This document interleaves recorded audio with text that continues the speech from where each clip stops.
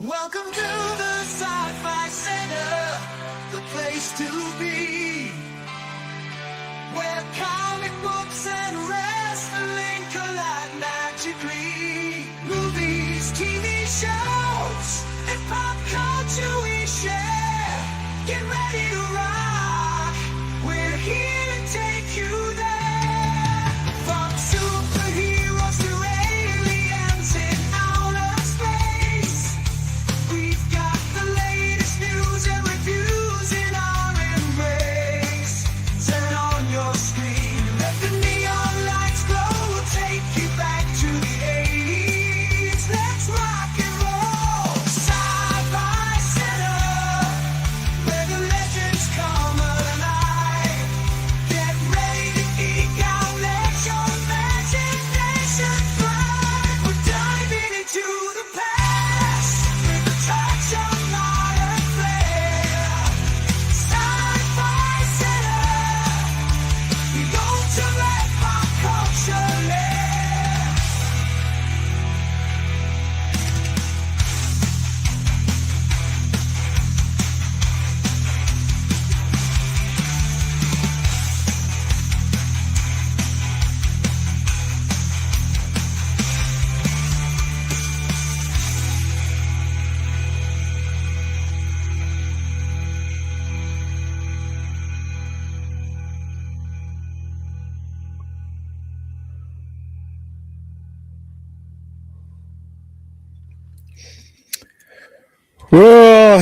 Well, it's no topic Wednesday actually, but technically I started the show on Tuesday, so whatever. Once again, the schedule has been sporadic because of the move, but I took the day off to do other things, administrative things, and not go up and down the stairs 50 times a day. Somebody else did that for me today, but the move is pretty much almost done. We got a couple things to get out of there. Some things unbolt. A lot of anchors, a lot of anchors to buy for this new place to go into the walls. But I'll give you guys another visual update probably Thursday morning. But a lot of the actual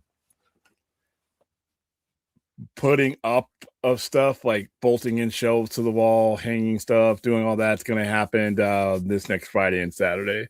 So I'll take some pictures of that. You can already start to see it coming to form as just by moving the stuff in there and being able to position cabinets and stuff. But this Friday and Saturday, you're actually going to start to see it take shape for those of you who care. But here's a Snow Topic Tuesday, technically.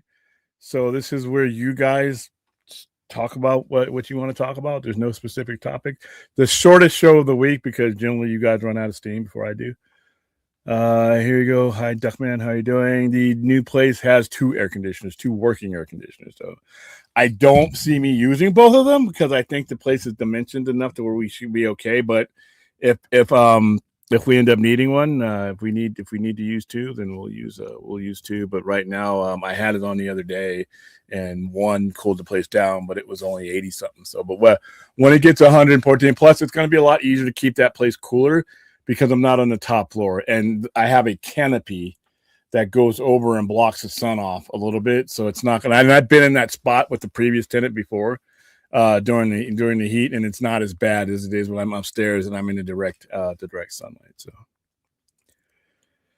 something, Manzano.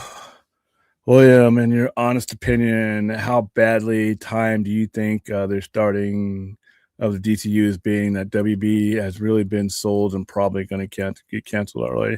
Well, anytime. Well, this has been going on for a long time, though. So it's not like, the merger was a surprise. And I don't know if the DCU is going to get canceled. I don't think so, but I don't know if James Gunn is going to be there. I have a good feeling that he'll go. I think all the top execs that are currently with Warner Brothers will end up getting better offers at other places. But that doesn't mean that the DCU, the best thing that they could do is, even if the DCU goes, is have some consistency and have a carryover plan. But there's no such thing as a good timing for anything like this, especially when it's Warner Brothers and it keeps happening every 3 to 5 years. So. Well, and David Ellison had a meeting with Warner Brothers. Yeah, I heard about that meeting. Yeah. And a meeting with Warner Brothers Exec and said WBD will run independently of Paramount. You can stop the fear mongering him. No, it's not fear mongering. I don't believe him. Why the fuck would I believe David Ellison about anything? Given how he's conducted himself, given how he's acted, given the fact that you can give lip service to anybody you want to, the business will decide how this goes, not necessarily him. The same thing with him saying we're going to put out 15 movies a year for both studios, and we're going to keep movies in the studios for 45 days. That's not up to him. I mean, he can do it, but if he ends up doing it at a loss, you're going to have problems with your shareholders. That's not fear mongering. I think it's silly to take David Ellison at his word. I don't believe anything that comes out of his mouth until I see it in ink, in paper. My question to you, Rational, is why would you believe this guy? Well, number one, why would you believe him? And two, even if let's say he was believable, the industry is going to dictate how this goes. And I don't believe David Ellison is going to keep Warner Brothers running independently, especially after all the synergy, after all the jobs are eliminated. There's no way it's going to happen that way. You're literally, if you were going to keep something running independently, you would keep those people in those jobs. But because of the redundancy, because of the overlap, those jobs are going to disappear. So by definition, that's not true. The only case you could have made for Warner Brothers being ran independently and being able to take somebody's word for it is because you had two complementary businesses with Netflix and Warner Brothers that don't overlap each other. Paramount has offices that are going to automatically overlap Warner Brothers on day one.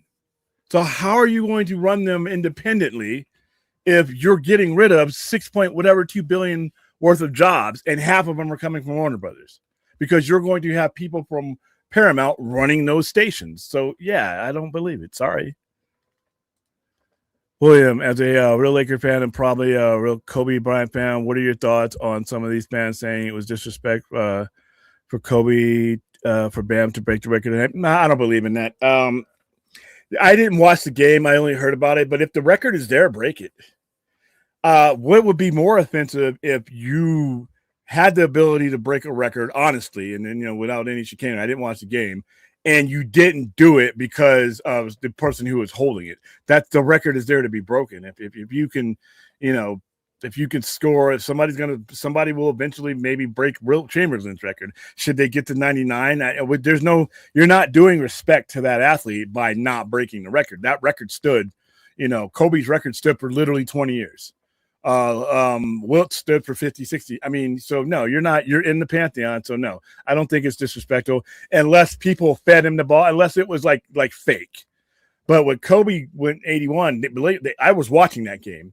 The Lakers were down 18 to the Toronto Raptors, and they needed every single point from him. And he ended up scoring 81, but I did not watch the game. I haven't even seen the highlights of it. But if it's manufactured, then yeah, that would be disrespectful. But if he just did it in the flow of the game, no, not at all. What makes you think that WB Great Assets is going to be canceled? DCU makes money, so it's stupid to cancel. They're not going to cancel. Like I said, the worst case scenario for me is that he has his own vision, because when you drop 111 billion and you're taking on 79 billion in debt, you know what, asshole or not, you have the right to court to chart your path. Would I want to see that? No, because as a fan, I want continuity. But that happens all the time in mergers. I mean, I don't know what's going to happen, to be honest with you, but he says he's going to keep James Gunn on. I don't think James Gunn, and I think Safran might say, but I don't think James Gunn. I think James Gunn might get a better opportunity. And I think that the moment there is not complete autonomy that he had under Zaslav, then I think that's it. So I don't know if it'll get canceled. It just may run its course.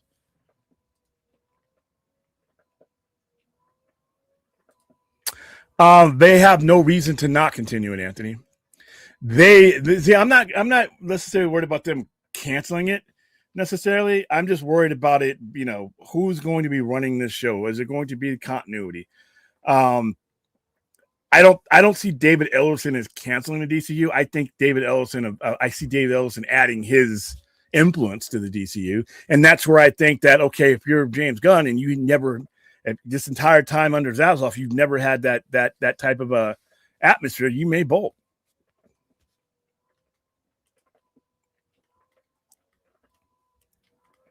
Hunter Iggy, question, William, what happened to the meeting with David Ellison yesterday with the WBD heads, including James Gunn?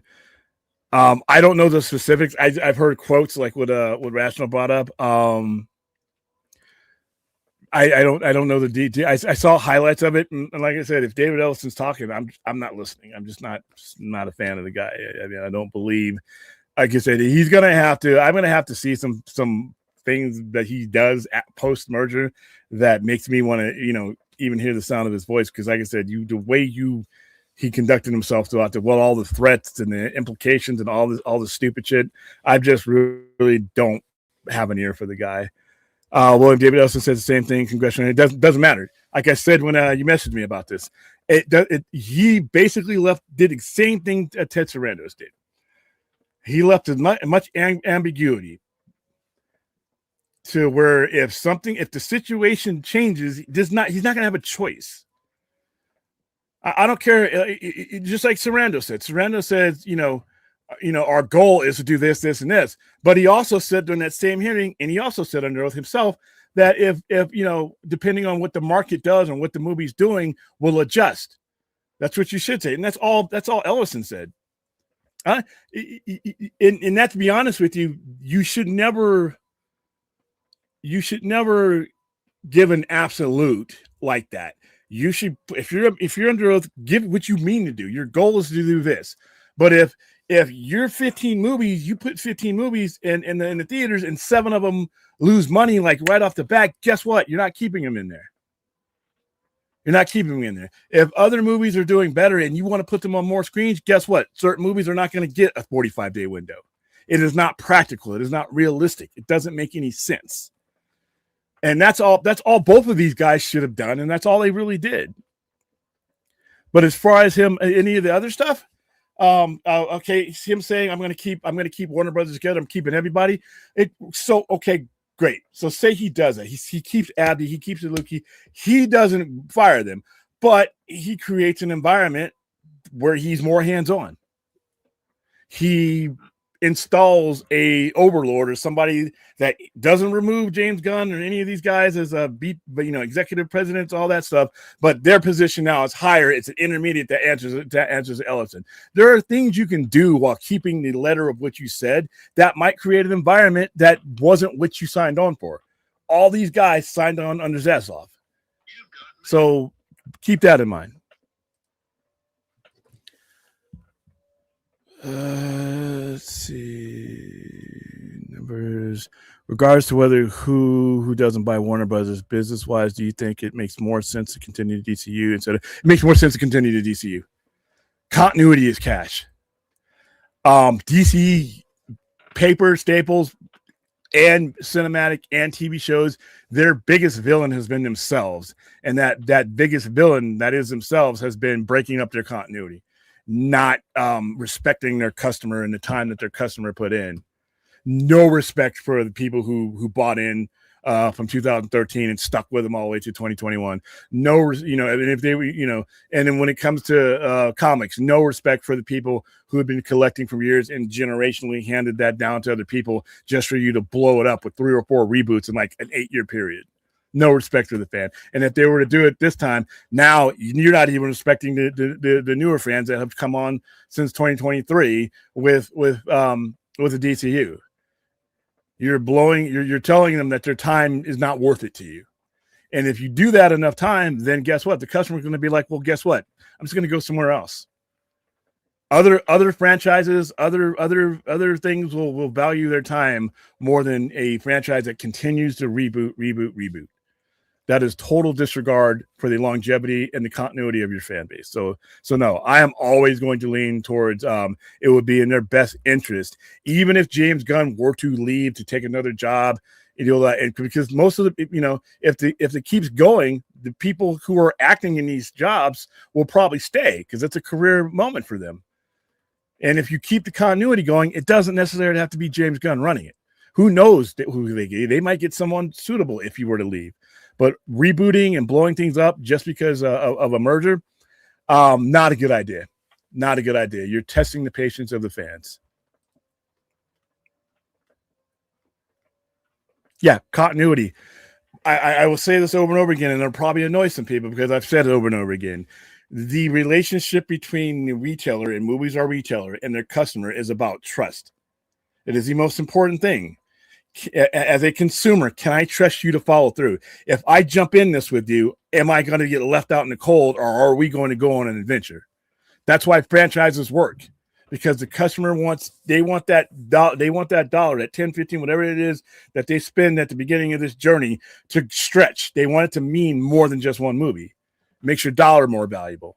And if I'm going to buy into this with you, I need to know that you are going to follow through. And say what you want about the MCU. You may not have liked all the movies, but they started and they followed through with just about everything.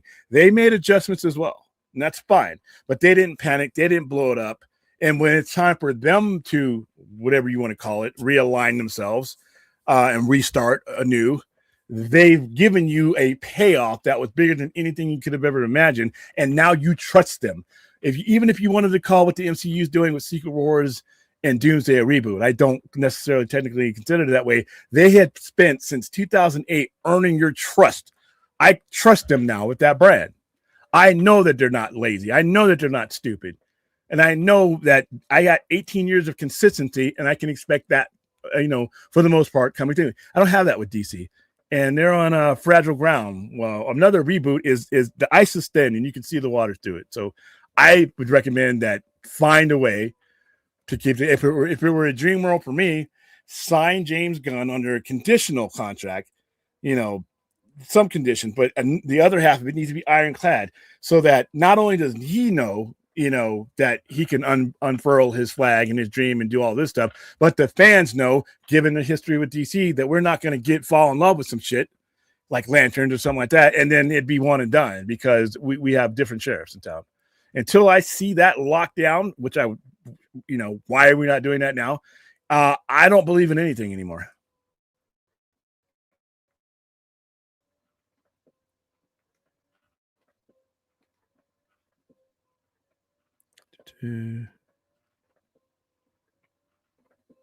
Yeah, WB is much. I mean, those IPs are worth a lot of money, and they can make them a lot of money. But yeah, WB, Warner Brothers Studios is much bigger than that. But the immediate generators right off the bat, especially if you're going to have $79 billion in debt, is going to be you want to maximize these IPs that have been around for almost 90 years. Hello, Joe. What's going on? One Aussie to another. Hello, Aaron. How are you doing? William, let's say hypothetically James leaves. Do you think he goes back to Marvel and works with Kevin? If Gunn leaves, I think it's going to be to replace Feige, because we're talking about 2027. I'm thinking this would go down after Man of Tomorrow is done and after Secret Wars is in the books. And Kevin Feige, to be honest with you, nobody's ever going to fire Kevin Feige, but at some point, how you doing? A lot of people in their career, especially when they're creatives and stuff like that, how many times are you going to climb and conquer Mount Everest? You're looking for a new mountain. You're looking to go to the moon. And I know he wants to do Star Wars. Now, man, can you imagine him and Filoni and all those guys getting together and taking the track record that he's had with the MCU and taking it over to a much beleaguered Star Wars franchise? I mean, Feige, he's, he also comes at it. I mean, he's as far as like his tenure of the MCU. I mean, obviously, he comes at it from the perspective of, like, he's been a fan of these characters. Hold on for a second. Your mic sounds great, but man, it's really loud. Oh, really? That's the best you sound in like almost a year. Oh, okay. Well, do I need to speak lower? No. You can your volume on your thing. You should be able to turn it down during the settings. Okay. Go there. I'm happy to hear. Wow, that's clear. Holy shit! It's like, Hang on. but yeah, I didn't do anything differently. I just it might be the well, you know what? No, forget about it. I'll turn my volume down because it's coming through okay. the fans. Gotcha. Go ahead. But, yeah, Vikings a fan. Yeah, he's come. I mean, you know, being a fanboy his whole life, and loving the Marvel stable of characters. But I mean, you know, he's not even with all the success he's had with Marvel, he's not strictly, like that's not like the only thing he's into, or only thing that creatively resonates with him is his Marvel characters. And like you said, at some point, people they want to, they with like the run he's had on Marvel. I mean, at some point you got to think it's okay. It's like I want to try my hand at something else. I mean, it's like Zack Snyder, for as much as we hear and love him and like all the work he's done with DC and want to see that story completed. I mean, it's like he's not going to like just he's not going to be just like I only make DC movies. And same with James Gunn. It's like he's not going to. It's like the way he did with Superman, like however long he's with DC Studios. It's not just a matter of like your career is just DC or bust or Marvel or bust. Yeah. Now here's another thing, Anthony. And anybody else? It may not be Marvel too. You also have, because remember what's been going on for the last 3 months or so since Netflix has made these deals. They basically thought that they were going to be owning the company, and they developed relationships. Now, I'm biased. I'm biased. It may still happen. That's all pending this merger actually getting approved. Yeah, but if just knowing what I've seen publicly facing from David Ellison and what I've heard from Ted Sarandos, I'm thinking that there's been a relationship that, that might be to the point where, hey, if the other opportunity comes up, Netflix has money. Maybe we hire Abdi and DeLuca and give you guys the kind of, budget you want, and you start, because something Ted Sarandos said after this all went down and they didn't get the company. He says, you know what? We still think we're going to aim our trajectory towards more theatrical releases, not completely transforming the company, but doing a little bit more, even though we didn't get Warner Brothers. And he could buy them. They could buy themselves out of their contract. Gunn is not under contract after a certain time. It could be Disney. It could be. I'm just thinking, and like I said, I have no inside information, but when I just can't see somebody dropping that kind of cheddar on a company and not getting involved to the point where where if you started out with one environment and there's any changes in that environment and there's other opportunities available to you and the money's better, I mean, hey. I still think there's and we talked about this before, I still think there's a not insignificant chance that the Paramount merger doesn't get approved. There's a lot.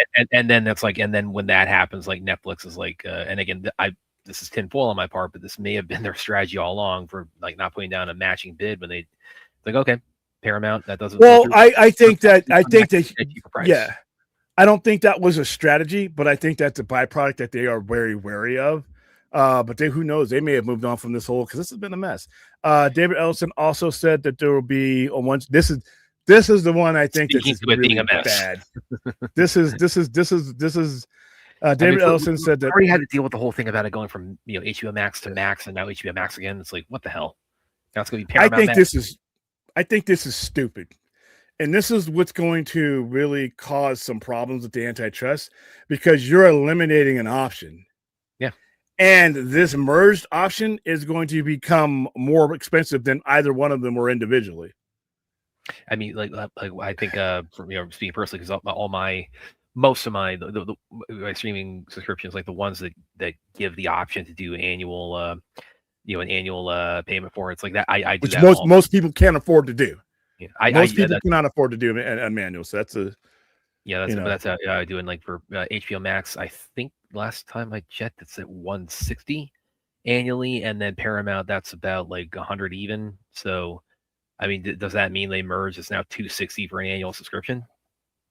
Who knows? But that was when the California Attorney General announced that he was going to be launching an investigation and possibly filing a lawsuit within that state, and then and in conjunction with other states. That was one of the things he specifically brought up, is the elimination of options for the customer. And you could throw the worker in there too, and he'll probably be part of it. But the customer is being they're being having one choice taken away, and the price going up on the other only one of the ones that they have left. So and that's in contrast to what we were seeing with Netflix, where it's like it was pretty well understood that it was going to be Netflix is going to remain Netflix, HBO Max is going to be HBO Max, and there was going to be a symbiosis between Netflix, there was going to be a cycle. Yeah, pipeline. There's going to be these things were going to be. It was a merger, but these both of them were going to be working in tandem, and it wasn't going to be like like one company swallowing the other one whole, as is the Paramount one is going to unfold. By the way, that's job loss. By the way, when you say you're going to do that, that's job loss. You're talking about job losses. And going back to that, I don't know if you saw it circling around, but there was apparently there was like a meeting with Ellison and like Warner Brothers executives. I know it didn't sound like it went well. It didn't sound like a lot of people left that. Safran, apparently Safran was there. Gunn was not, because Gunn's apparently he's in Atlanta prepping Man of Tomorrow. But the thing I saw parroted around was like Ellison mentioned DC twice, so he so it's all set in stone that he's nothing's gonna change. I'm that's fine. Maybe, hey, you know what? Maybe even David Ellison believes that. I'm looking at the circumstances of this merger, and they're going to have to hit the ground, not just running, but they're going to have to hit the ground like the Flash running, because immediately on day one of this merger, you're going to have $80 billion in debt. Now, we joked for 2 and 3 years about the debt that was killing Warner Brothers stock and value of the company. That's twice. We're doubling that. And at a time when the theatrical business and physical media and all these things that they're promising to uphold is at a crossroads, because the customer, and this is the one thing that, and even Ted Sarandos understood this. David Ellison, I don't care, but Barack Obama could come in and be the third head on this stream right now and say, William, we're going to keep theaters alive. We're going to do 50 movies a year, and we're going to keep them in forever. We're going to keep them in until they burn up in the projectors, in the digital projector. We're going to do that. And I'm going to be like, Mr. President, that's great. And I'm pretty sure you even may believe that. But the customer is going to dictate that, not you. If the customer is not showing up to these things, you ain't keeping them in theaters 45. If the customer is not buying digital media anymore, it doesn't matter what you say. You got to go where the dollar takes you. Going back to that Warner Brothers meeting with Ellison, because that was where were you hearing that from? It's like the meeting hadn't gone well, or that was the tenor of I heard it was tense, and that a lot of people left with some uneasy, uncertain feelings. That's what I was reading. That makes. I mean, I don't doubt that, because I mean with the contrast of everything we were laying out about compare between what happens with Paramount against Warner Brothers, what happens with Netflix does, and I mean there was reports of a lot of employees of Warner Brothers were prepared to just straight up walk if Paramount gets the. That was before the merger. Yeah, there was a lot of people, because they know they're going to lose their jobs. So. And then there's so it's might as well get ahead of the curve on that. And then there's the thing we mutually agree on, which is that Ellison is a whiny little bitch. It's how many people there want to work for this guy? Well, he needs reactionary. So, okay, one day he may have a good day. He says some shit here, and another day he gets some resistance. He starts making. I'm like, I would rather now. I got to hear about this guy if this goes down. I think it's good for AEW. It doesn't mean as much for us in the States, because it's only for foreign markets. But I think it's great. It's going to give more people more access, and for AEW, and it's going to give them the type of access that we here have in the States. And I think that is good, because there's a lot of people all over the place that are still getting access to AEW. And now they have access to the library and the live shows and the pay-per-views at a cheaper price that then they were trying to get them from Crave or some of these other things that they were getting. So I think it's a good thing. By the way, a little bit of a milestone seeing circulating around last few hours. We are now at the 6-year anniversary of the onset of, or the point where COVID became a pandemic. Way to fuck up the good mood. I do. Wow. I don't. Yeah. Great. Next. I don't need nightmares, dude. it seems like COVID was just yesterday. Even though it was 6 years ago, it seems, and I've spent the last 6 years. I spent while COVID, 1,000 people, 5,000 people, they were dying, trying to forget about COVID. It was just, I look back on that as some great. Listen, it was an awful, awful time. So many, a million Americans. It was just awful. But there were even the shittiest moments and the shittiest circumstances. There were things that came out of that weren't the worst things in the world. I wish we didn't have to have a million people dying for those innovations to happen. But it is what we can't, we can't control that kind of fate. But yeah, no, that's it. We're done with COVID for the stream. Oh my God. Yeah. It's just floating around. So I just thought I'd, happy 6th to COVID. Happy 6th question, to COVID. William. There's no happy to that. William, what if Kevin Feige replaced James Gunn? I don't think he would do that. He would not. That's a step down. Now, I mean, he could say, well, what the DCU is a challenge, but I mean, I think I don't know if he wants to. I think when he steps away, it might be from superhero stuff. Yeah. I see Star Wars as being where he goes, but that's just a guess. Yeah, that's where I see it too. And apparently, like Zaslav actually, before he went to Gunn, he did actually try to pull Feige into the DC Studios gig. Yeah, and I heard Feige looked at that shit and like, dude, are you fucking out of your mind? William, can we live stream Scary Movie 6 in honor of Brad's fandom towards the franchise? Oh, fundraising wise, I mean, I can't force him to show up, but I mean, if I've said my piece on this. This franchise sucks. It has always sucked. It will continue to suck with the next movie. It is terrible. It is always it's terrible. Just weird to figure you out because you defend the shit that you defend. You mean the comedy classic, like you defend things like Ace Ventura. You defend things like this is hilarious. Comedy classic. But the same thread of buffoonery that is in those movies. Those go from point A to point B. Okay. Wow, that makes a real improvement. Yeah, when you've seen like what spoof movies have been since Scary Movie, it's like going from point A to point B. That's definitely the whole genre is garbage. But so I mean, so is Mystery Men. And I tried. You know what? Another movie we're not defending Mr. Men. I'm not dragging. We already established. Already enlightened that William you think that that's the Mystery Men. If it had come out 15 years later, we would never gotten the boys. And you know what? All the people who fuck with Brad about all this other stuff, that's what you should fuck with him about. All the other stuff about the Snyder stuff that you want to troll him over and all this other stuff, that's stupid. You should be trolling him over the fact that those words left out of his mouth. They brought that out. And that silliness, you should be tagging his ass up over that silliness. But anyway, there was another superhero movie. I tried last night because I had a couple. I was tired, my calves were hurting, and I kicked back and I had it on digit. So I tried to watch Green Lantern 2011 again. I don't think it's a masterpiece. It's not The Godfather, but it's like it's not. I don't think it's not the Howard the Duck of DC. It's not. I mean, it got worse as I was watching last night. I can name off the top of my head like 15 worse DC movies. So like Steel, Catwoman, Batman, and Robin. I mean, yeah, but you weren't supposed to be taking that. Only one of those three that you just named was supposed to be taken seriously. The other ones wouldn't have even been made had it not been for the stars that are in those movies.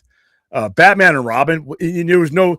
That's a disappointment because the same guy, the same people who did Batman and Robin did one of the better overall Batman films ever made in Batman Forever. Batman Forever, I will stand on a rock and defend Batman Forever. Have we gonna watch more of that yet? I think we have. Yeah, I think we have.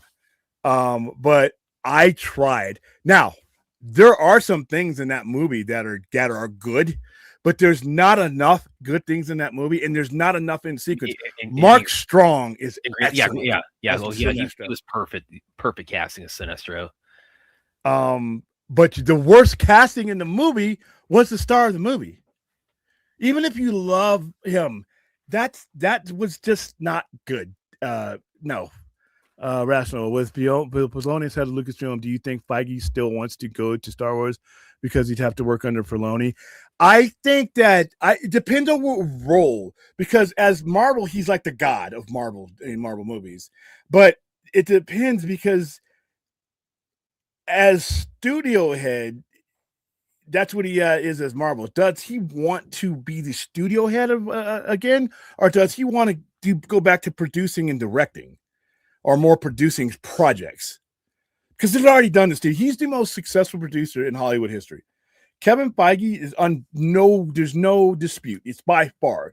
He's already the most successful studio head in Hollywood history, the most successful executive producer or producer in Hollywood history. That belt, he's already won that championship belt. That trophy's won.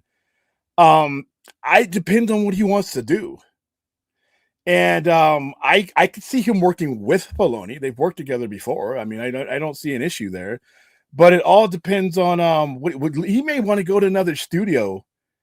You know, hey, listen, could he do Star Trek? I don't know.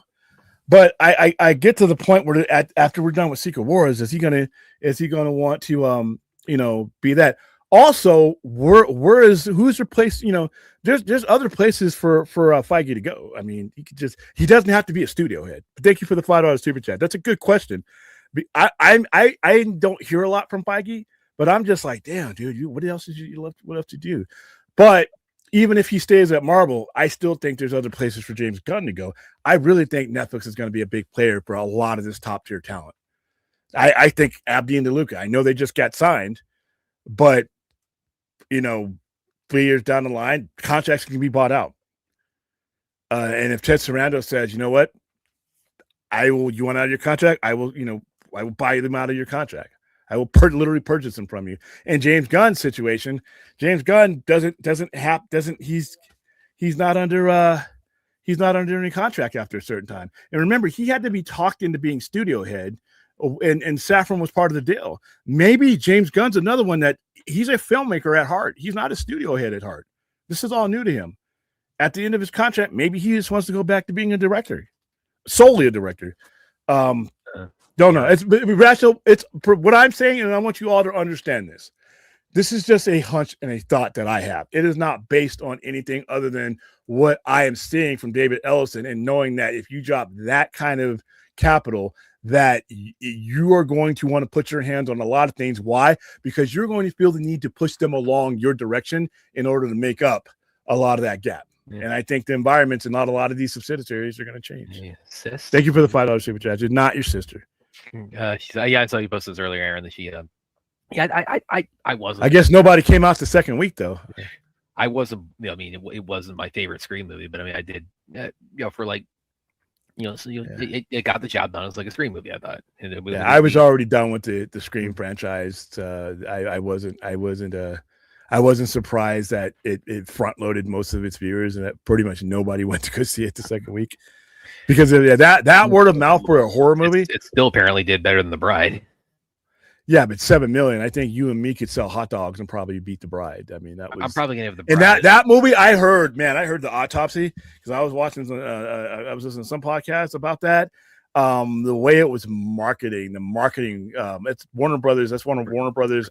That might be Warner Brothers. What's up? No, The Bride. The Bride. Yeah. The Bride. I heard from somebody who we do business with, and that might be one of the worst marketing campaigns since Blade Runner 2049. And I am going to tell you, as somebody who is part of that campaign, and somebody who loves that movie to death, the marketing campaign for Blade Runner 2049 was not good. It's not how I would have done it, and it really took things for granted. I don't get the impression. I'm probably gonna give The Bride a look this weekend, but I mean, I don't get the impression from like the general response that it's going to have like a Blade 20. It's not gonna become like a Blade 20 or Blade Runner 2049 cult classic. Blade 2049 was a really good, solid movie that just was marketed wrong. In the connection, you have a 35-year gap. Not everything is Top Gun. Blade Runner, Top Gun was an easy concept to do back in 1986. Blade Runner was a difficult concept to do back in 1982. So you really needed to do better. I remember like Tom Cruise, like there's all these reports for like years and years that he was trying to get Top Gun 2 after. I never thought it would happen. I mean, I kept hearing like, okay, man, it's like, well, and it was all him though. He was the one that kept projecting the script. Kudos. It's like it's the biggest hit of his career. So but, it's like, here's the thing: that not everybody is immortal and can look like that and stay like that for as long. Everybody else can't hold out. Everybody else, we got to make this fucking movie now. Well, also, it's part of it's thematically part of the movie here. It's like, you can't, you won't retire. You can't, you keep trying to, you have a you won't die. Yeah, despite your best efforts, you won't die. That's one of my favorite parts. My dad, because I had seen it. It had been out for probably like a month or so. I had seen it, but to the family to see it because it had a really long theater run because it became such a phenomenon. So to the family to see it, my dad had tears in his eyes at the end of it. He was like, oh, I was sitting next to people because we had a pre-screening of it. I was sitting next to people doing the Iceman conversation. I was sitting next to people who were in tears, grown ass men, because of obviously we lost Val Kilmer later on, but what Val Kilmer had gone through up to that point, where he was literally that was really him. That was really a disease he was fighting, and he really couldn't speak. Esophageal cancer, yeah. Yeah, and Tom Cruise, that was a demand that he was not going to budge. Iceman had to be in there. Val Kilmer had to be in there, and their relationship, that conversation is the heart of the movie. Yeah, it's the heart of the movie where he's, that's why I fought for you. These kids need you. These people need you. This mission needs you. That's why I fought for you, because the story of Ice, pretty much protecting him at every, he's like, I would have been out of the Navy if it wasn't for you. At that point, he's an admiral, right? He's a 4-star admiral, and he's a commander of the Pacific Fleet. He's one of the most powerful men in the Navy. Admiral of the Pacific Fleet is probably like number 3 or 4. If you look at it, you have a chief of naval operations, you have the vice, and then you have chief of because the West Coast, the Pacific, even though there's an Atlantic chief Atlantic operations, he's a 3-star because your Pacific Coast is where the heart of most of your Navy is because of strategically where it sits. So yeah, he was up, and then the guy under the guy that John Hamm played was the air boss. He was the chief of all naval air operations. That's big. That's a 3-star. That's a 3-star. Yeah, so I think you could probably tell from I mean, certainly I could anyway. Like when you're during when Maverick was out, you could wherever like we were surrounded by, and certainly when I had my dad there for the family show I thought this was like you could tell like who had military backgrounds and how much that movie tugged at their heartstrings, and how much that the Iceman and Maverick relationship and that scene specifically really just tugged at their heartstrings. But also the fact that again it was very uplifting. It's emotional, but it's not a downer. And the fact that they ended on a joke or the whole thing. It's like, so who's the better pilot? It's like, it's a nice moment. Let's not ruin it. But I want to see. I need to see a third part of this, and I need what I want in another Top Gun movie is I need Goose and I need Hangman to come back and be the instructors, and I need Maverick to just be an admiral at this point and have to deal with the pains in the asses that he represented in his entire career, and now having to see the things from the other foot, and seeing a new generation come up. I would like to see a movie where he's head of Top Gun, or that guy Warlock, the guy who brought him into the mission. I want to see him take that guy's place, because that mission that they pulled off, that's the kind of mission that gets you promoted. So John Hamm would be in the movie for about 2 minutes, but he'd be a 4-star. And then Warlock would be a 3-star. He would be the air boss. I'm glad I guess you're promoted, because I mean, it's about between the two movies, about 57 other things that would like get you dishonorably discharged that Maverick does. Yeah, and like I said, he you had Iceman, and that's actually happened in the military. You have guys, they don't do things to the extreme like Maverick did throughout his career, but you have guys that make that connection with a flag officer.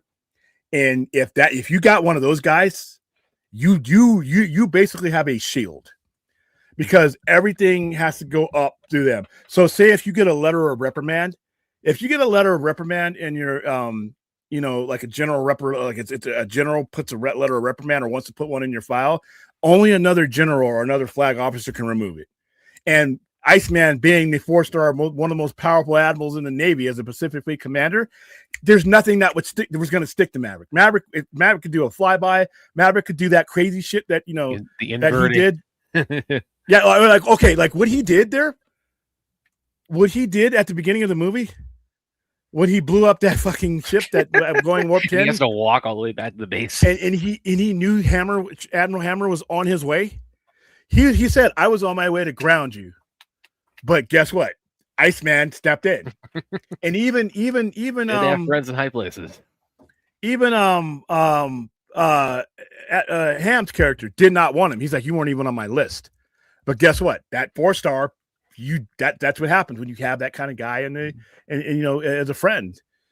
And I even what I liked about that movie is even the vice admiral, the air boss, had to respect him. He couldn't stand him at the beginning of the movie. He couldn't stand him, and he was fucking with him about the whole goose thing. He's like, you know why? He's like, so do you think you weren't guilty of this? And then he was trying to screw with him because he didn't want him on the mission. And you know, that one scene, once again, you would have gotten court-martialed, taking a jet unauthorized and doing that range shit and probably breaking that F-18. But and he even said, Iceman's no longer here to protect you. But even he knew that you're my key to this mission, and this is a career mission for him. You know, so I liked it. How much did you say? Also, like just one of those jets that cost what, $10 million to make? Oh, about 50-60 million easily, minimum. With all the avionics in there, you crash one of those, somebody's getting mad. Shit, a submarine costs $1 billion.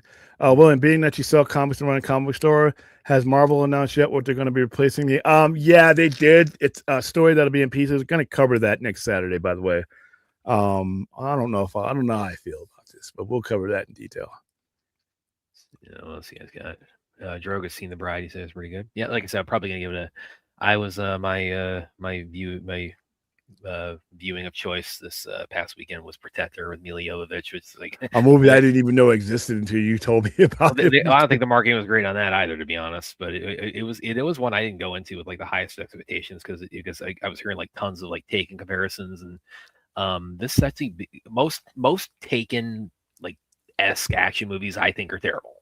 I was like, and to Taken include S, it's a term now. Wow, to include Taken 3. That would be like the dude. After Taken, yeah, that's a franchise. It's one of those franchises that I always say at some point stop. Well, I mean, at some point stop the cutting, where it's like he's climbing a fence, so you cut 57 times. But so I went in like my expectations were not like super low, but it's like I thought, okay, this will kill in an hour and a half on a Friday night. And I was I really dug it. I had a blast. I even kind of said on some of my social media posts, this is like, imagine like this reminded me in a lot of ways like this is like a Steven Seagal movie if your lead actor, but if your lead actor wasn't sleepwalking through the whole thing. I was like it's like a Steven Seagal movie with somebody who was actually putting in effort. Okay, that's sad. William, a lot of people speculated that Feige would take over from Kathy. I never thought that because of where he was at. I don't think he's going to even acknowledge any type of leaving until after Secret Wars is done. Yeah, even if it's before they launch anything else, because he will have done everything. He will have not only created the most successful franchise ever, he will have he really reinvented it and got it going. He doesn't. There's nothing for him. Money's not an issue for him anymore. At 50, I think he's 52. He's really young as far as what his so he could have a whole career. But yeah, I mean, I just see him taking something that's drastically going in one direction and being the guy that turned it over and said, wow, that wasn't what it was before. So Brad, thoughts on Ronda Rousey versus Gina Carano? Oh, I can't wait. I am looking forward to this. Yeah, you knew not to ask me that question. This was the fight like in women's MMA that they've been talking about for like 20 years ago. So they're and they both have had like career changes and things like that. Now they're in their 40s, going to make themselves look like hamburger meat. That's awesome. No, those ladies can fight. Okay. But the thing I like too about this is they're because I'll be honest, like I'm not the biggest fan of like Ronda's trash talking. Now, granted, that served her very well when she went to pro wrestling. But not really, but yeah, sure. Yeah, you watch like the press conferences done, just recently, and all they both have nothing but respect for each other. They're going into this with like there's a very mutual like, it's almost. I mean, I'm not in either of their heads, but I mean, it's like they're going into it. It's like it's almost like we don't care which one of us wins. Me either. I agree with them. Well, yeah, but you're like outside of this club, so like. Hold on, guys. This is not MMA. Listen, right now, that sound you hear, that winding sound in my head, is me trying to care less about this and I can't. I've reached my. I don't. Yeah, well, I don't. I'm talking I to my didn't care about these women when they were at their prime. To be honest I'm with you. talking to my baby sis, and we're both big And fans. you guys need to host an MMA show. So the 3 or 4 of you that care I do. about this, I then do. do it.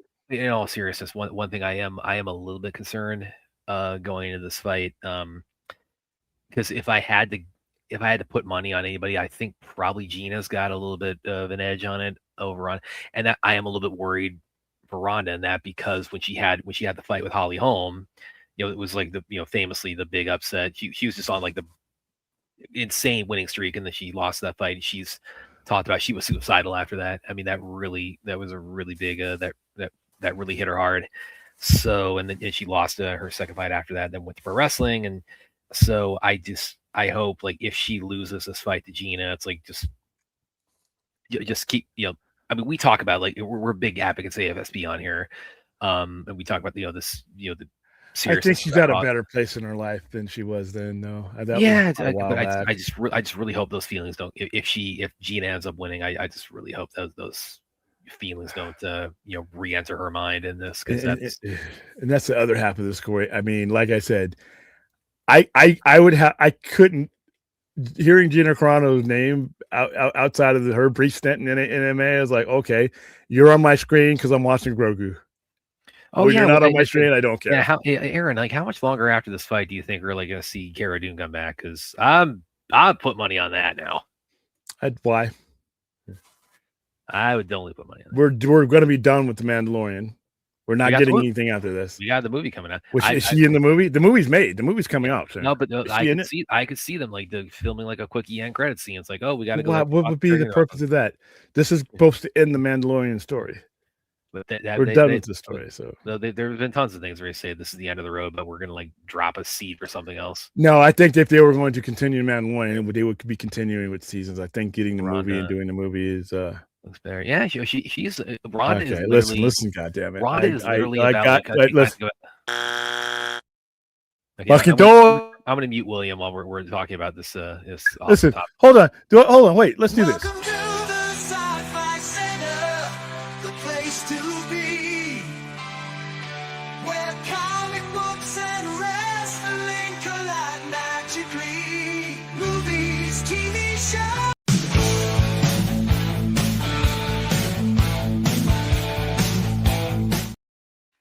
I gotta twist the arms of you guys to even get some wrestling in. You think I'm gonna sit by and listen to this bullshit? No, you host an MMA show. You have that one of these ladies was a pro wrestler. You have free run of the channel. I have given you whatever you want to do with you and Aaron and whoever you want to put to sleep with Gina Carano and Ronda Rousey. I listen. Have at it. Have fun. If you think this fight's not getting eyeballs on it, it's not getting mine. Oh, I'm sure. Well, that's it. That's one man's eyeballs. By the way, it's like we talked with the pro wrestling angle. It's like one of these ladies is a pro wrestler. So it's yeah, she had a stint. Great. Oh yeah, it's there we go. There we go. Yeah, but it's not called Subtopic Tuesday where we go that. I don't listen. She was offered initially before that whole kind of controversy. By who? By Lucasfilm. Before the controversy? Yeah. Oh, of course, yeah. She wasn't radioactive. Yeah. Well, so she is now. No, she ain't. No, now she's doing this comeback. Have you seen the people who come back and do the? Just get the fuck out of here with that. Yeah. All right, no more MMA. I can't take any more MMA. When we see Cara Dune back in the Star Wars universe, I will be accepting your apology. I don't care. If you see her back in the universe, then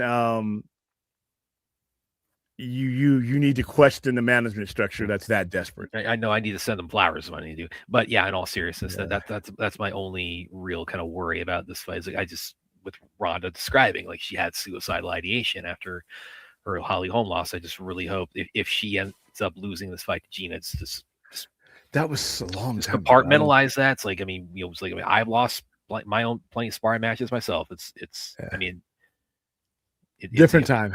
I think she'll be all right. If I can take Alan Horn's previous job hit him up, that's another thing. I mean, but I just see that guy. There's just, I mean, I could see if he was in the 80s wrapping it up, and he wouldn't, but he could actually go somewhere and literally have another career. and B, he's already the greatest film producer ever. I mean, mathematically, it's not even deniable. Bring up what's Mike Tyson got to do with anything? Listen, guys. Okay, so this Sorry, might be the note. Well, are we witnessing the last No Topic Tuesday? Do I have to change the thumbnail to none of this MMA shit? Yeah, I don't bullshit care fight about with the MMA. this bullshit fight with Jake Paul a few months ago. I don't even get. Listen, none of that circus shit. Mandalorian and Grogu Star Wars is the only thing that's working right now. They might as well play it for all it's worth. But they're done. I mean, jury's out. I'm like, how well it's going to do? Because because I think once Starfighter comes out, I think I think it's I full disclosure. I was one of those people. I was definitely not expecting Solo to bomb when that came out. I was. You fucking killed him in the previous movie. What were you expecting? What were you expecting? The last thing that this you is saw, a franchise full of prequels, so it's like not like that, and not specifically on a character. Did you just wasted what? How many months before the after what was the time span between the Force Awakens? That was like 2.5 years. Yeah, the last time that you what the fuck did you think was going to happen? I couldn't believe that they were making a Solo movie. I'm like, what are you doing? So that does kind of tell you though that oh yeah, this would be pretty cool too, Aaron. That does kind of tell you though that Star Wars, as a brand, it's not. It's like, what's the best way to describe it? It's not. No brand is like impenetrable. Like Marvel's. You would have won that $1 billion. Like the Marvels, like was a big flop. So it's like no brand, however successful, is completely bulletproof. So but you're talking about, I think Star Wars, non-monetarily, because they've made the money, except for Solo, has had a higher percentage of misses than Marvel ever will. It's just more movies than Marvel, but no, I mean, I thought Solo was a fucking stupid idea, especially after Force Awakens. I thought it was a joke because sometimes things come across your feed, Facebook, and you're like, okay, that's some fucking fan spreading some shit to get clicks. And then I found out that was a real idea that they did. So why is it the because Rogue One is like that did very well. I mean, that's a prequel because easily dying in it. Not the same, not remotely close. One of them is a beloved character that you just whacked not too long ago and took the air out of that, and the other one is a bunch of characters you never even heard of. There was no connection to Cassian Andor yet. There was no connection to any of those characters yet. None of that characters yet. And no one expected much out of Rogue One because there was no brand name attached to it other than the Death Star. That was it. Yes, there was. It's called Rogue One, a Star Wars story. But there was no Han Solo. So, yeah, that was not even close. There's a reason. Rogue One did as well as it did, not by accident. And Solo did as poorly as it did, not by accident. It was one of them on the concept page had something working for it, and the other one just didn't. I still can't believe that they made Solo. I do think, again, like Mandalorian and Grogu. It's almost like Obi-Wan. Obi-Wan's another one. What the fuck are we doing? I mean, you've gone back so far that all the people that originated these characters are very dead in most cases, and that should be your signal that, hey, they had three prequels of Obi-Wan in them. Around, but we're not there. We're not in 2000. We're not in 1999. We're not in 2005. We're not in 2002. We're in 2020 fucking six. So did Obi-Wan bomb on Disney Plus? It didn't do that great. Out of all the series, I think the only one that did that worse than that was Book of Boba Fett, which is another one that Well, get the fuck out of this cul-de-sac. That's why I think it's like, again, I'm not somebody who's like I'm usually ready to make box office predictions because it's just not my 600 million. How much did they spend on it? Let me look that up. I don't think a lot of people see that as a film. It's not. It doesn't say right now. We'll probably find out like close to when it's released. I mean, I would think like dude, most Star Wars, it's like as far as like movies, is like 200 a pop. So, I don't think that has any chance of doing anything that other than Solo, because that was not good. But as far as Star Wars standards, I think a lot of people perceive this as a TV show that they can just wait to watch on Disney Plus. And it's a TV show that, they're putting, I don't think most people who, when you think of a Star Wars movie are looking at that as something that they can't wait for 3 months or whatever, how long Disney keeps it in theaters. It's well, Disney I mean, Plus. the other problem is that Star Wars fans hate Star Wars. I mean, it's like that's another problem, but they hate Star Wars. See, like I said, we got another civil war going on that with the same kind of civil war that we had with Star Trek. We have old Trek fans suffocating the life out of anything new, and you have old Star Wars fan who just wants to stay in the comfort place with their safe blankie with the Skywalkers and everybody else that wants to move beyond that is not a Star Wars fan or anything. It's just become goofy. And that's why they need a highly merchandisable. Baby Yoda he was in the third season of Mandalorian, and the season wasn't that great. So but yeah, for my money, like the first two seasons 1 and 2 of Mandalorian, those are the best. Yeah, the best of anything Disney Star Wars. That is the best to be produced content from Disney Star Wars is season 1 and 2 of Mandalorian. I could see that movie just if I'm just going to have off the cuff projections about 600 million. Yeah, I don't think it's going to do like well, it's weird saying this because like Rise of Skywalker it did $1 billion, but I think Rise of Skywalker had the benefit of being a legit part of the Star Wars saga, not an outlier. And see, that's the paradoxical thing about like a Star Wars fandom is that the fandom is just not that I agree with that, but that's just what it is. The Star Wars fandom is like so it has such hatred for their own property, but it's like they're not going to not go see like an actual like trilogy of like Skywalker movies. No, I'm not a fan of prequels. There are some rare instances where a prequel has worked out, and the fact that the only two of them that I've pretty much given any shit about are literally back to back, or in Rogue One. Most prequels I think are a waste of time because when you do a prequel, you're locked into circumstances. Like I'm saying with Obi-Wan and that battle out and wherever they were fighting out in Obi-Wan. Oh, what a gripping battle! Wow, I wonder who dies. None of them. Wonder who makes it out of this battle alive. Both of them. It's just to the point where, and a lot of prequels are prequels because they're afraid to go out of the safe space. You're not really telling me a story. There's nothing in Obi-Wan that I needed for me and for Star Wars myth that moved it along any further. Wow, Obi-Wan and Darth Vader, there's a rift between them. Oh, I didn't know that. I needed those episodes to tell me that.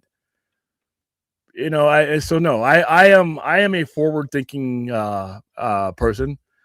Very rarely do like this Heat. There's one happening with Heat. I'm wary about that, but because of the star power and it's Michael Mann, I'm gonna give it a shot. I'm not super excited about it, but it's Michael Mann handling an IP that he was a master of. I would rather you get those people together and Michael Mann and make another crime movie. You got Leonardo DiCaprio, you got Christian Bale, you got literally every Academy Award winner ever on this movie. Let's make a new movie about a new crime story. Heat. I don't need the pre-story for Heat. What Neil and Hannah told me in Heat, that's all I needed to know. I'm not a big prequel guy, but those guys are doing it. So it's like, damn it. Hey, listen, I'm glad some people enjoyed it, but I just thought it was like, what are we doing here? I mean, I know I don't need to see the detail of what necessarily what happened to that. I know the ramifications that happened during that particular time were more were more shattering than anything else. Now it was different when you're telling me like the Clone Wars and the not Attack of the Clones, but the Phantom Menace. Clone Wars, I thought was legitimate, but the third one, God, I hated Attack of the Clones. The Attack of the Clones was fine, but the third one is one of the better when we listen to our Star Wars movies, Revenge of the Sith is up there with my top Star Wars movies. Oh yeah, me too. But that Attack was of in the Clones is the 2005. worst for me. I didn't have a problem. It wasn't Attack of the Clones is the only time I've ever called a Star Wars movie boring. You got bored, but we're also got to realize just because I enjoyed that particular prequel in 2005 doesn't mean I'm not tired of them in 2026. So that's just how I feel about it. I mean, William, as a hockey fan, what are your thoughts on my Panthers punting the rest of the season and looking forward to being a top 10 pick? I don't think they're punting anything. I think that they're tired. I think that they ran out of gas. I said this last year when they won it, that you were not going to see a three-peat. Generally, when you have teams that have long playoff runs over that period of time, they generally run out of gas because you're talking about an 82-game season, plus you're talking about the playoffs, which could be up to 27 games. So you're playing 100 games. They made the finals in 2023 and lost to Vegas. They made it. They won it in 2024 and 2025. So they went the distance. They were playing on the last game of the season, 3 straight seasons in a row. That's 300 games, while most everyone else is playing, way less than that. And then you're coming back and having to play again. So that happens sometimes. That's why when you have good teams that can have a dynasty and get consecutive titles, you got to cash in. You got to win because eventually you will run out of gas. And the Chiefs are another team that fall in that category.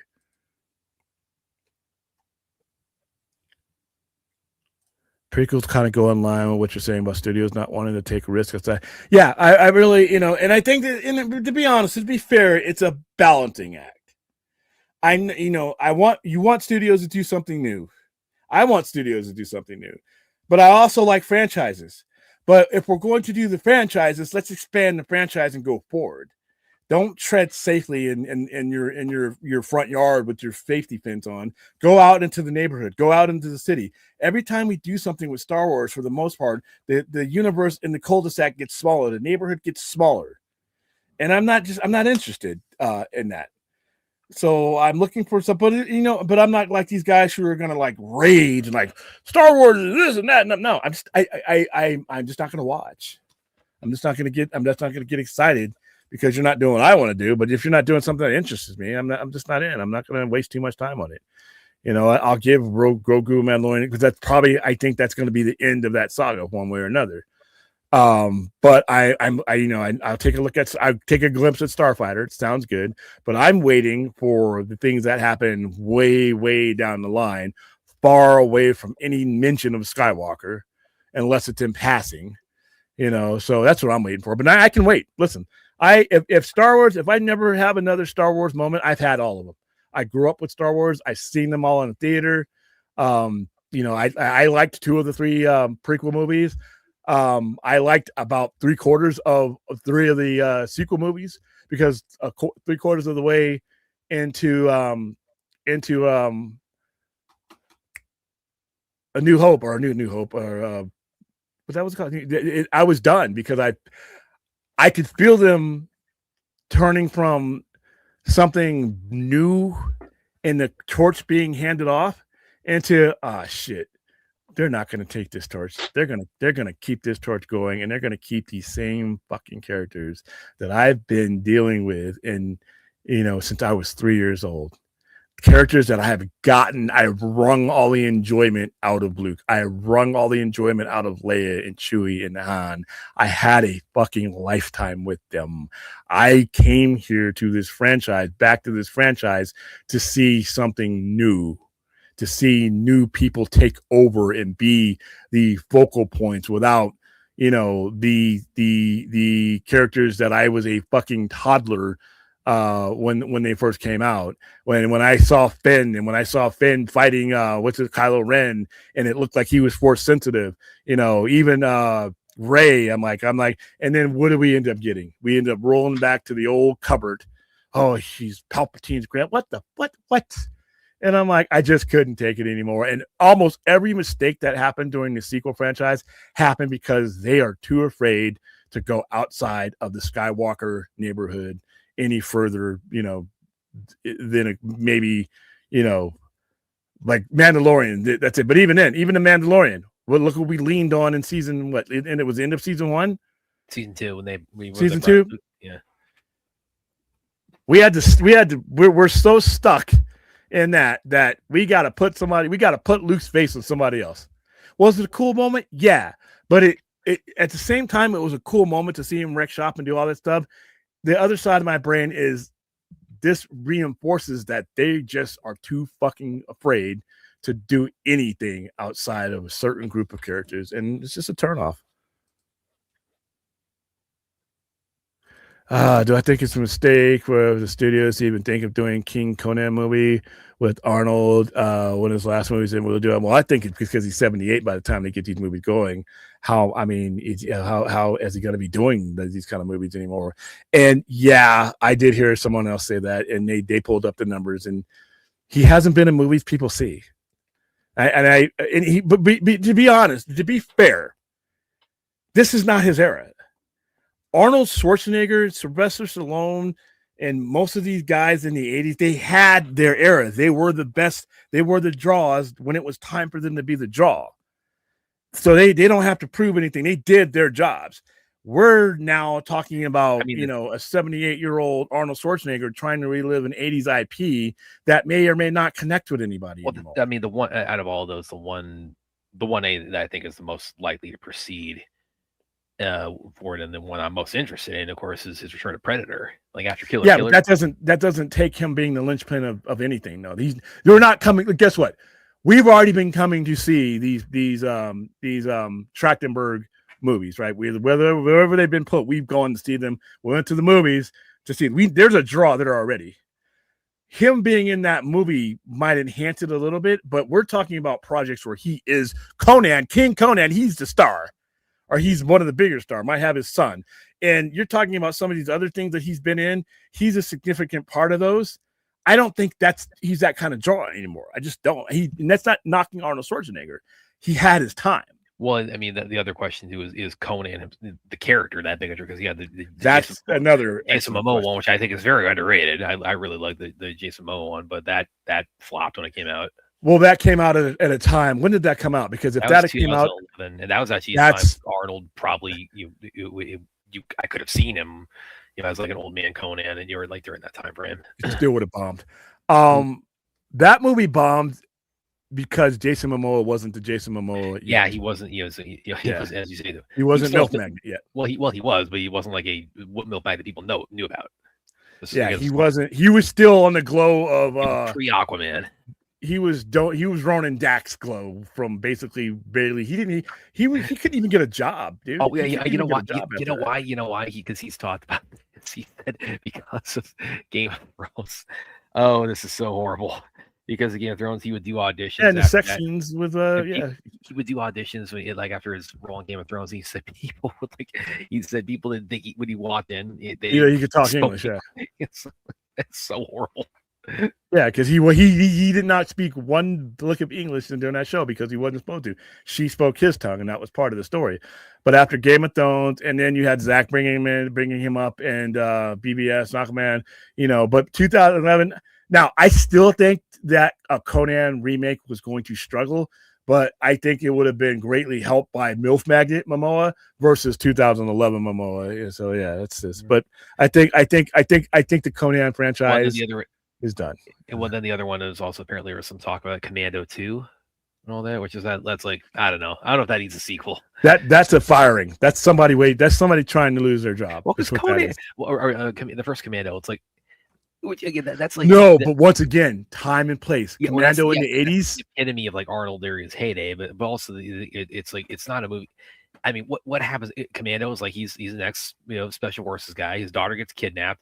He he kills the guy on the plane. Decide to watch him kill the ruler of the South American country, and he goes like just takes out like an entire single-handedly on this one island. This whole army full of like this one despotic dude has this entire army guarding him. It's like not one of them can hit this dude. One single dude. Commando is a horrible movie, but I love it, but it's stupid. It's and that's why it's like it's like it doesn't. Commando 2 is like, what are you doing? You don't need a sequel to Commando. Do I think a new series based on a new Jedi Academy is still stuck in the? I don't know. You mentioned Ray Dawn, Sean. Oh God, one of the I remember.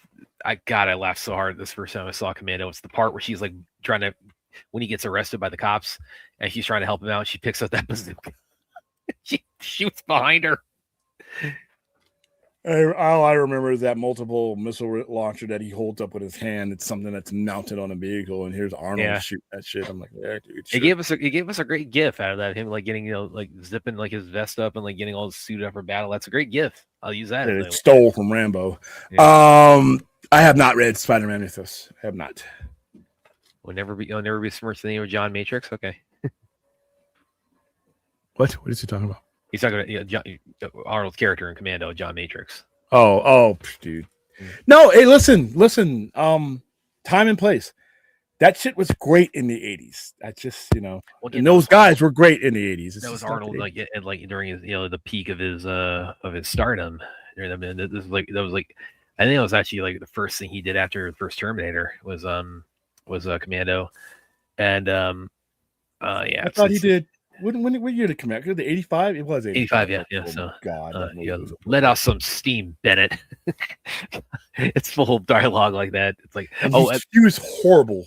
He was horrible in every movie he was in. The best. Oh God, I love it. When they're I think Two Lies is the only time where he's talking where it doesn't get on there. They dropping him off at the airport. It's like, wait a minute, I'll be back, Bennett. Because that's that line took off, of course, and that of course there's a whole story about how that even came about in Terminator. Cobra is really. I don't know if I call him more Arnold's Rambo than his Cobra. That movie, I cannot believe that I went into a movie theater and sat my happy ass down and when I look back on that movie, I'm like, what was I must have been happy.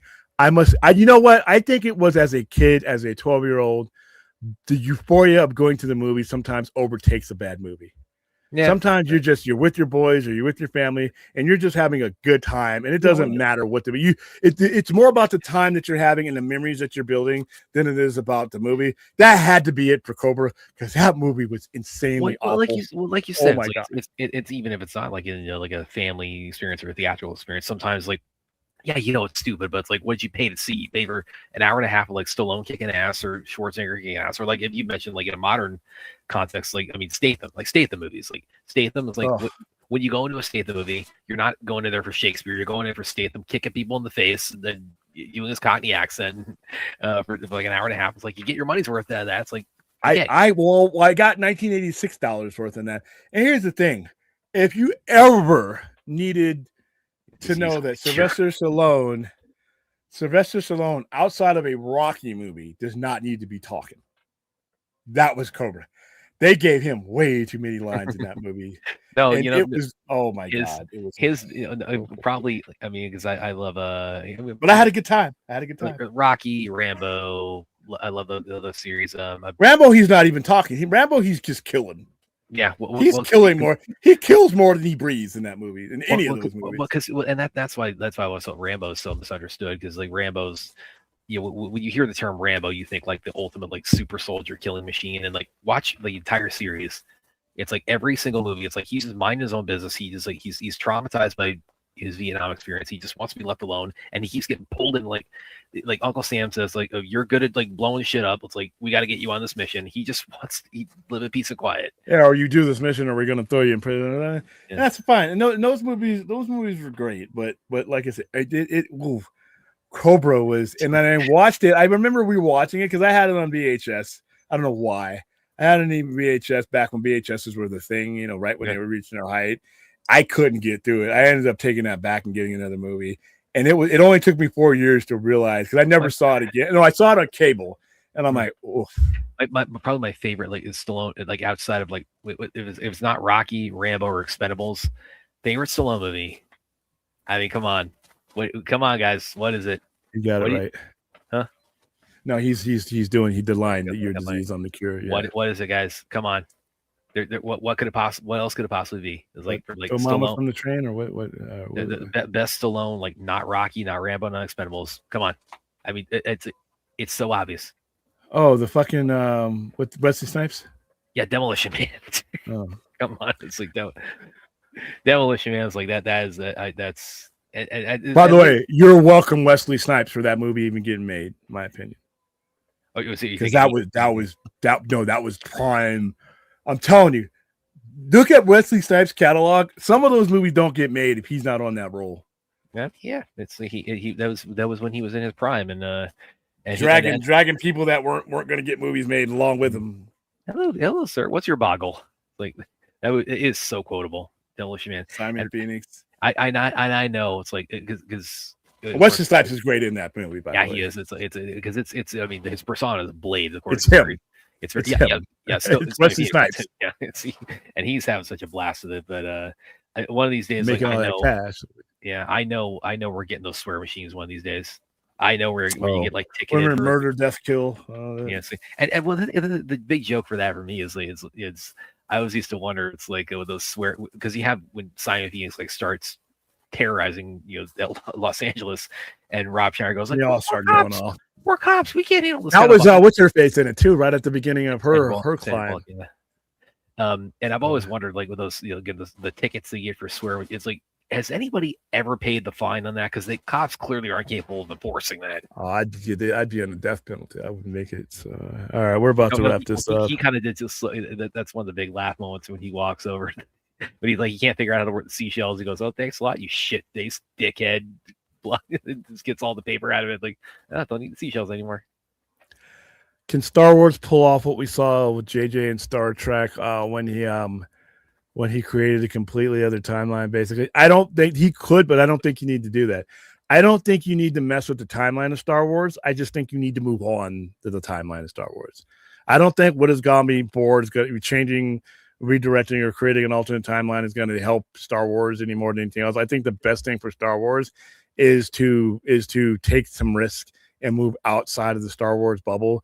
And be honest with you, you got to talk these people who say, well, there is no Star Wars without the Skywalkers. You can do the same thing that you did with old Trek Man when you cut them loose and said, sink or swim with us or else, which is what they did when they did the J.J. Abrams stuff. At some point, you're going to have to make a creative stand and believe that Star Trek or Star Wars is more than just this little family that we've been talking about for 55 whatever fucking years. So yeah, something like that needs to happen, but not exactly that. Demolition Man, Liz movie, Wesley Snipes, martial arts. Yeah, she's that was her right when she was. That was the year before Speed really broke out. As good as Wesley Snipes in that movie, Sylvester Stallone is awful in that movie. He is carried 100% by the presence of Wesley Snipes. If you'd have had anybody else put Morris Chestnut or somebody in that movie, and it's not Wesley Snipes, that movie is unfucking watchable without Wesley Snipes. Wesley Snipes makes everybody in that movie work, including Sandra Bullock's character, even though they're not on the screen together a lot. It's the vibe he puts into that movie and the situation he creates. It is the movie. Sylvester Stallone is as usual horrible. He's not the greatest actor of all time. Rocky, every Rocky movie, he's generally the top man, but for some reason, he's Cobra. He's Nick Cobretti. Oh, by the way, that reminds me that we're talking about Stallone. He's actually it's interesting you're talking about not being a fan of prequels because we've got the Rambo prequel in the works. He's not playing Rambo in that, but he is actually executive producing, so he is involved. He's always gonna be executive. Let's not.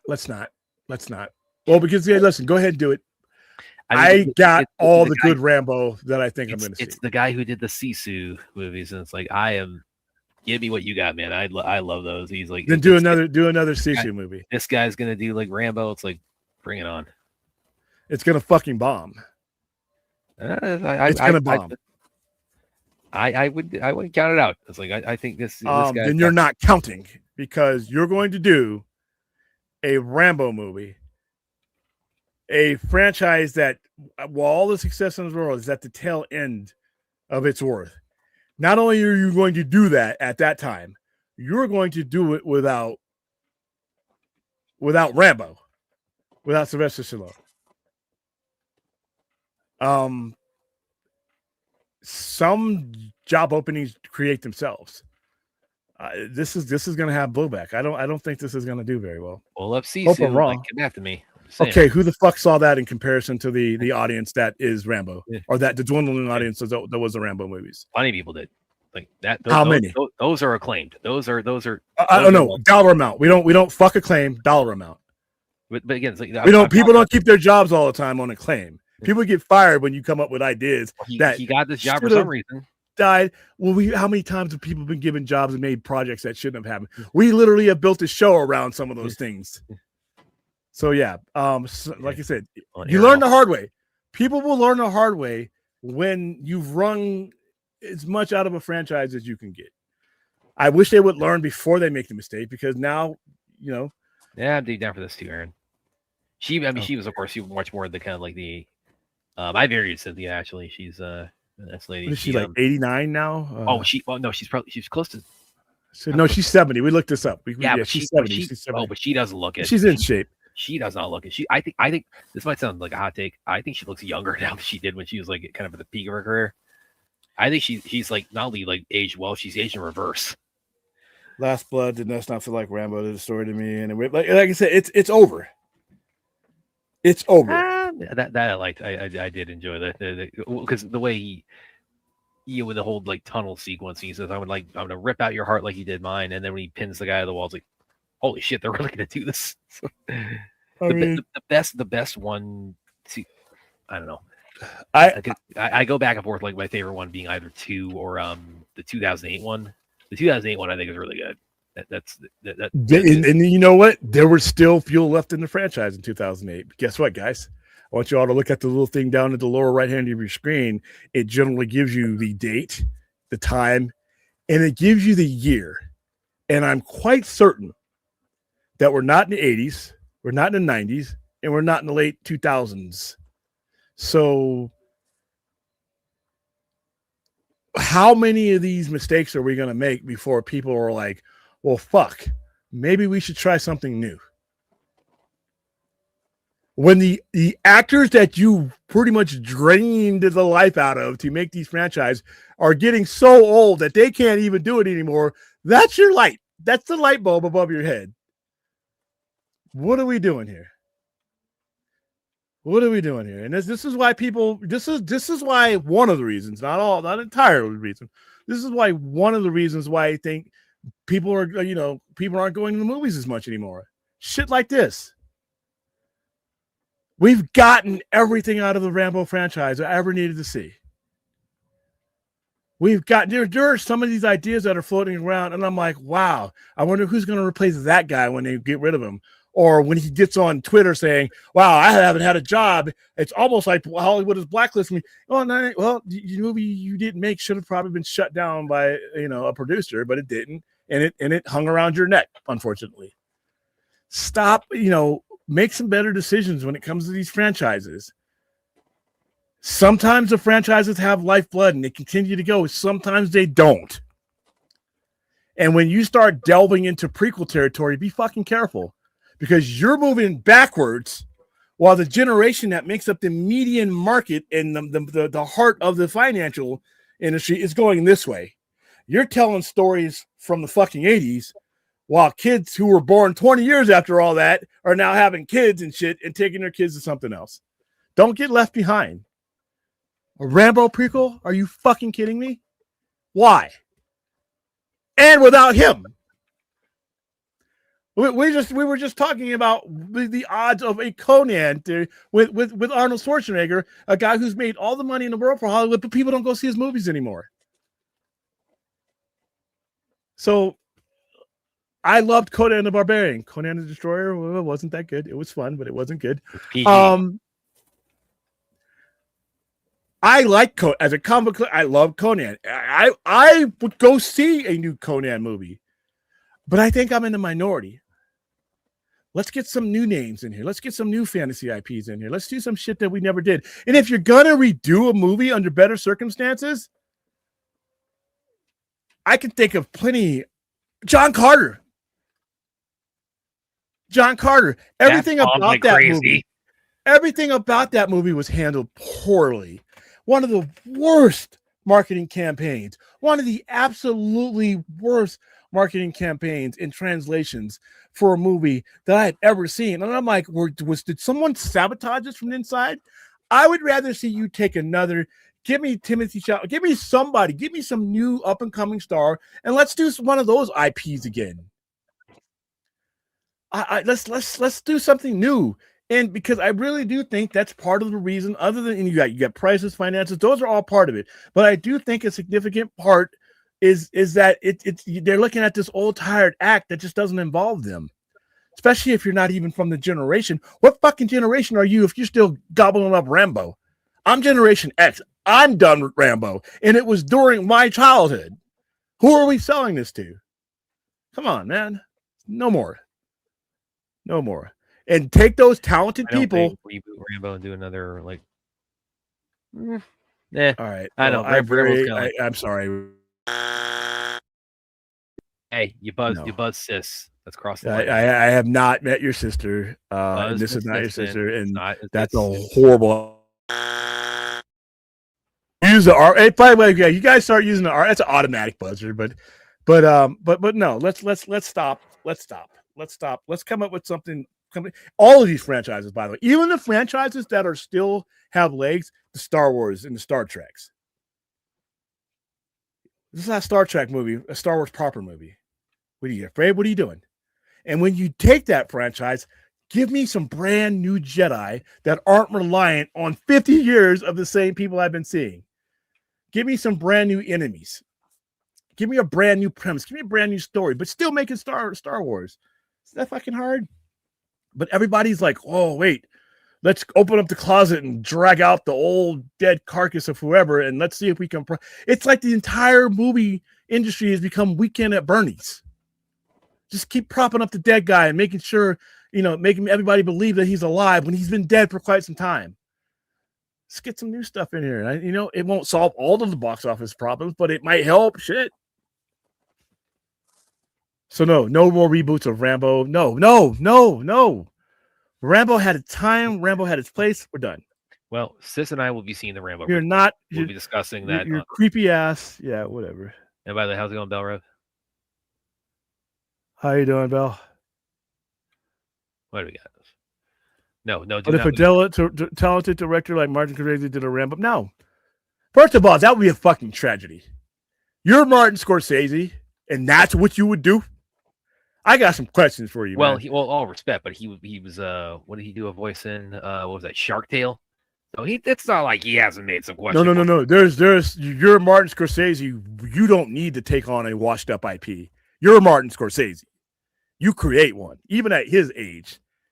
Martin Scorsese is Martin Scorsese. You don't need to do a Rambo movie, and Rambo doesn't need to be done anymore. But if you want to go, if you do that, fine. I'm done. But if you're Martin Scorsese, why would you touch that with a hot stove? Hollywood is a meta parody era. Yeah, what the hell? This is what I mean. Anaconda, the first one we were done with the first one.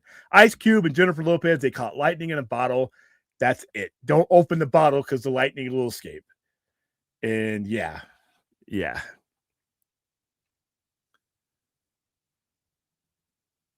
Oh yeah, he is in Mandalorian Grogu, or he's doing a voice or some kind. He's not directing it. He's not a massive part on it. It's not Martin Scorsese. He's not like I got it up here. Ardenian Cook, so it's a voice role.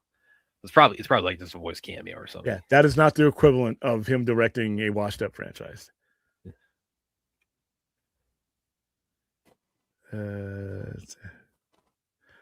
Yes, please subscribe. Subscribe. Just don't subscribe anything. Don't describe the stream. Please subscribe, and hit the notification. Yeah, please.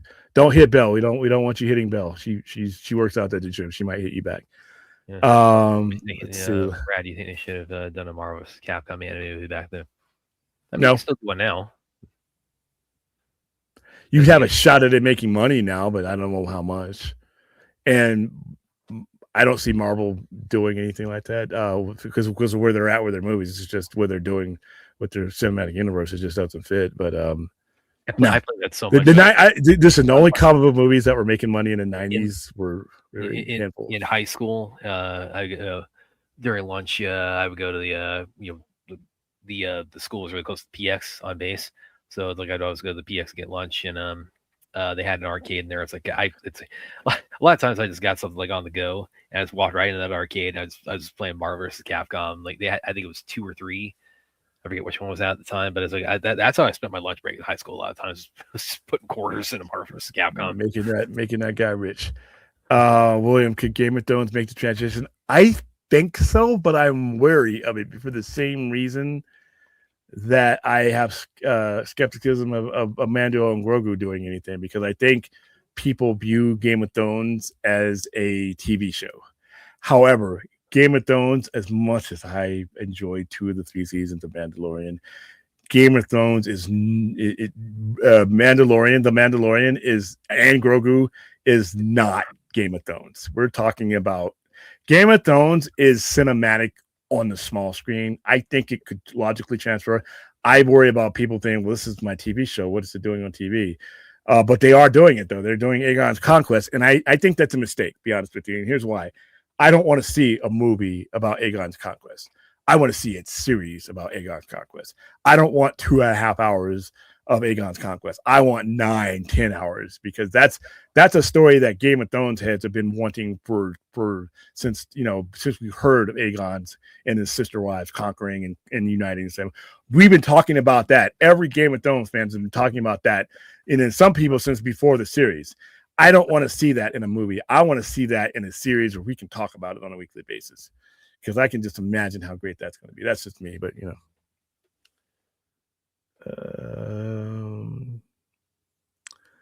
all right, so we're starting to talk about Mortal Kombat. That's where we know the show has reached its zenith. Mortal Kombat versus. I mean, yeah. Well, I'm surprised they've never done this. I mean, they've done Street Fighter Cross Tekken. They've done Mortal Kombat versus DC Universe. It's like, yeah, when are we gonna get that Mortal Kombat versus Street Fighter game? Probably never given the license holders of those. Probably never coming to an agreement. Who knows? Well, also the format. Who's going to share the money? Yeah, who in the format? Who's going to share the money? The formatting is like so for both games is so different. So you can still do it. You can still do it if they wanted to. Yeah, I just think imagine sitting down and wondering who gets the majority. They're not going to split. Both of them are going to. They're going to. Well, we think we should get 60. You should get 40. No, we think. I can see that should be that lunch. That lunch rate. That's probably where they probably came together. I bet you anything that they came together and they were like, "Fuck it, I'm not." They did that Street Fighter Cross Tekken about like 10, 12 years ago. No, I'm talking about Street Fighter and Mortal Kombat. And well, those are different companies. Those are Bandai and Capcom. Yeah, but you're talking about Tekken is not those two. Tekken's popular, but Tekken's not Street Fighter or Mortal Kombat. That's not. Those are the two alphas. Those two are going to want whoever's running that is going to want the majority. It's going to be like who gets the proceeds, licensing, all that stuff. That's a lot of wrangling. They probably got together and said, hey, you know what? We'll get back to you. We'll have our people get back to you. But I think that game would sell. I think that game would fucking. I think that would be the next big thing. The movie Tekken Aaron, actually, if you haven't seen it, actually you find it very underrated. It's a departure from the game story, but it's like it's as far as like certainly the video game movies we were getting at the time. It's definitely a very very much a massive step up. All right. Well, like I said, we've ran out of topics when we start talking about that. So tomorrow's Wednesday. We'll be off. I will probably be returning back to the move and making some more progress there. And Thursday morning, I know I'm definitely going to be there. And Friday, I got Rocky Horror, but I got the crew handling that, where I will be hanging shelves and making the store look like the Sci-Fi Center. So that'll be fun. But yeah, a couple thousand more trips up and down the stairs. Calves are locked up. Ankles are locked up. Everything's locked up. Man, I hurt, but I'm all right. So, all right, guys, I will see you probably on Thursday. Hopefully some trailers will come out. So hopefully there's something to talk about, make a good thumbnail out of. But until then, I've done my best to be here, even though I'm moving in a franchise from one level to another. I think I've done a pretty good job, to be honest with you. I have streamed more than I thought I was ever going to have time for, given all these circumstances. So yeah, you made it sound like it was going to be like a week where we weren't going to be able to stream it all. I thought it was going to be, to be honest with you. But that first day of getting that stuff out of there, like that, getting everybody that I thought was going to be there all at once and ready to go, that made this whole thing a much easier. So happy that happened. So, all right, guys, I got to go because I got to eat, I got to sleep, and we will see you Thursday. See you guys.